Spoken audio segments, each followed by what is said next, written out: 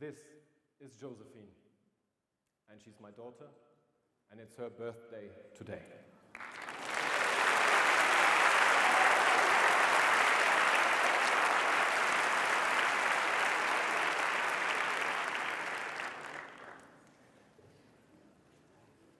Just as Josephine is a little girl today, I was once a little boy. And back home, my dad used to bring home all the latest high-tech inventions from the business school that he worked at. The first personal computers, the first data storage devices, the first games. So naturally, I picked that stuff up from the coffee table and played with it. And subsequently, together with my friend and classmate, I found my first company straight from the schoolyard. When we finished high school, we were creating millions in euro of turnover. And a couple of years and a couple of companies later, I found that just more of the same, more of just business, wasn't giving me the peace of mind that I was hoping for. And at the same time, I had this notion 20 years ago that something huge was changing in the world that I was living in. And I couldn't really name it. I couldn't really nail it. There was this .com thing, but was it just that? Was it just internet business? So I decided to take up on a journey and understand better what I felt. And over the course of 15 years, I conducted interviews with more than 1,000 decision makers in 53 countries. And I picked these people either based on a trust-based recommendation or because I could see that they were genuinely living that change. Human behavior, strongly influenced by the new technology that was available. And what I could see was a new pattern emerge. And a pattern in a space that so far seemed to be untapped and little understood. The black space, the void, between innovation accelerators, technology foundations, and the so beloved disruptive scenarios. But what is it actually that goes on in between these lines, I asked myself. And I came up with an idea that is, up to today, shaking me day and day again. It's the idea that we might have left an era, and that we are in the early beginnings of an entirely new one, globally. That we have left the Gutenberg era, where a guy invented a book press and thereby democratized knowledge to the masses, and that we now have something that I refer to as the digital modern era, that gives each and everybody who is connected distributed cybernetics. And with it, a new paradigm, not only in economy, but in society as well. And I want to walk you quickly through 7 different angles of observation of this digital modern era.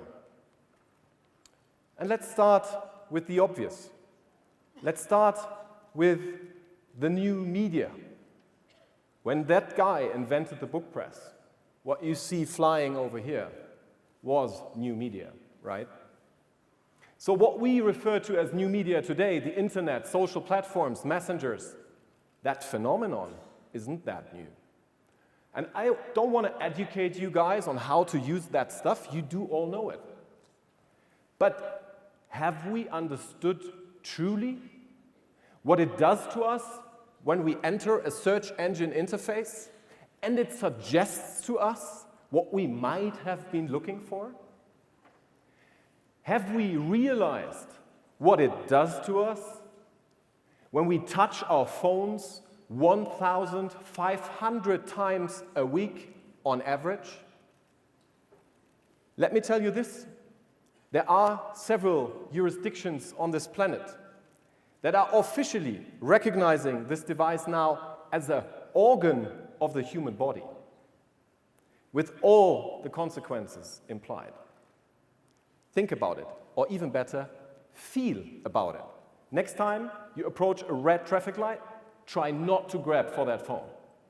It's going to be difficult. So this new media changes our lines of thinking. It changes power structures. And a world order, a new one, is emerging as well, where the smallest organizations can grow a voice overnight that was formerly exclusive to the big ones. Saul from Peru is executing on that power right now as we speak. He is suing a German multinational energy company for the effects of its activities in Peru, where climate change lets glaciers melt that threaten his home. He put them in court in Germany just a week ago. At the same time, we have to look at paradigm shifts of a tremendous dimension. There were guys like Mark, early entrepreneurs of the web, many of them around, who decided to just go for this. They didn't ask anybody, and I'm not here to judge whether they had the right to do this or not, whether it was a good thing or not, but I'm here to jointly reflect about the effects. Because this, millions, billions of people, it's 2 billion on Facebook per month alone, working actively on that platform, share information that was private for the most time of humankind. And all of a sudden, we see that our individual perception of each other changes due to the digital networks that we see in the background and around the people that we meet. It happens here on the floors when you connect on LinkedIn or whatever your service is. And it also changes our leverage. Our network grade becomes a hard asset. We can today crowdfund anything, even a potato salad recipe. And this is a fun example, for sure. But think about the hundreds of thousands of ideas, projects that were rejected formally by some institution. Now you can go for it. And you find your community that funds your private idea. Where does all this information sit? Well, in big data centers and in this room. You brought more than 1,000 supercomputers to this hall today. And each single of these supercomputers was able to shoot humankind to the moon just a couple of years ago. And by us collectively putting more and more of these devices into the world, by sharing ever more information on a daily basis in an exponential way, and by us putting chips into everything out there in the world, may it be a street lantern, a parking spot, or a manufacturing machine somewhere in the industry, we create what I call the world machine. And trust me, the internet, it doesn't sit any longer inside a box. We sit inside that machine. We have become a part of this huge, gigantic, worldwide machine system. And whether that is good or not, again, let's hesitate to judge. And altogether, we are running in high speed into this future where very likely, in a short period of time, experts estimated around 2040, humankind will meet its master when it comes to computational power in the comparison between brain and computer. Technical singularity. And it doesn't matter whether this happens 2035, 40, 45, or 50. It inevitably is going to happen as long as Moore's law applies, and it does. So this question is not a fun question. It's a question that I urge you to think about tonight, tomorrow, and the day after tomorrow. Because if we don't find an answer to this question, we will send millions of kids and young people into jobs that will have a half-life of maybe 5 years, 10, and that is not good enough to maintain the societies that we run today. This is urgent. But there's hope, because for all the time that historians can see when they look at the books, all human culture has always been rooted in play. So all we got to do is to take a different angle, a new perspective on the games we play today. And that is not just board games that our grandparents already liked and loved, but it is the digital games that we play on a daily basis that make us addicted to them. It's the kind of games that you want to take part like 10 times a day when you look for an update of your Instagram feed, photo services, and others. Huge Excel spreadsheets that we fill with our preferences and our aversions. What can we learn there? And how can we mitigate this to serious challenges like this one? Can we do the same that we do with Instagram and other funny stuff for serious problems? Can we reduce pollution in the streets because we make it a game to go right at the time that is best to reduce pollution? Well, we've really gotten used to this new medium. It's everywhere, it is always, but it's invisible. This space here is filled with messages flying around into the world, out of the world, into this room, and yet we can't see them. Isn't that amazing? But, my friends, there is infrastructure behind this ultralight and invisible medium of the internet. This infrastructure means power. And the institutions and corporations that own this infrastructure naturally hold on to that power, and they even want to expand it.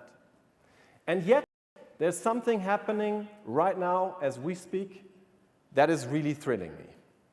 I haven't seen it happen in my lifetime, and I've not seen it in the history books as well. It's hundreds of thousands of people around the globe creating new systems with a global governance in them. And I can hear some of you think, is he referring to the blockchain movement? And yes, I am. And its poster child of Bitcoin we've just heard a talk about. What is going on there is beyond imagination. The complete internet is redesigned and restructured as we speak. And again, can we please, this time, put some ethics into this? Like deeply into this? Into the plumbing of this new internet? So that Josephine, her brother Johann, your kids can benefit from a better internet that is not controlled by just 10 companies? I'd really wish for that. What keeps us from it? Well, I meet many people who are incredibly busy. Why is that? Well, with that digital modern, there is a clear trend towards ever more flexibility, ever more mobility, and an increasing speed. And it's fantastic. You can work from anywhere at any time. I love it too. And yet, it's a distraction also. What's behind this? It's again a paradigm shift. Information, and I'm sure you have heard this before, information is the new superior resource. Stock markets know it. Companies of the like Google, Apple, Facebook have outpaced search engines for natural resources like ExxonMobil already. And while this happens, continuity, slowness, offline culture become a new luxury.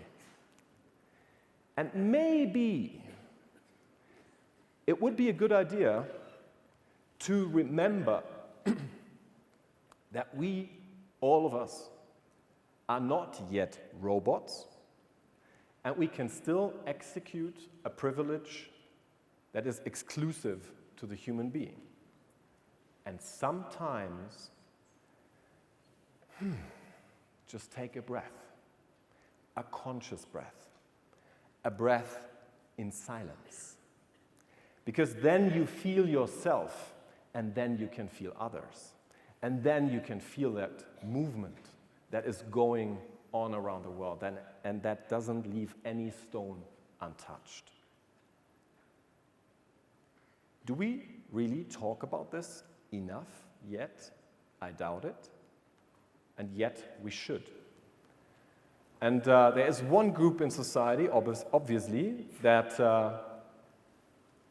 is a professional group that negotiates for us what's good and bad for the future of society, politicians. And politics change too. They used to happen in parties, parliaments, governmental bodies, and they still do, and they shall.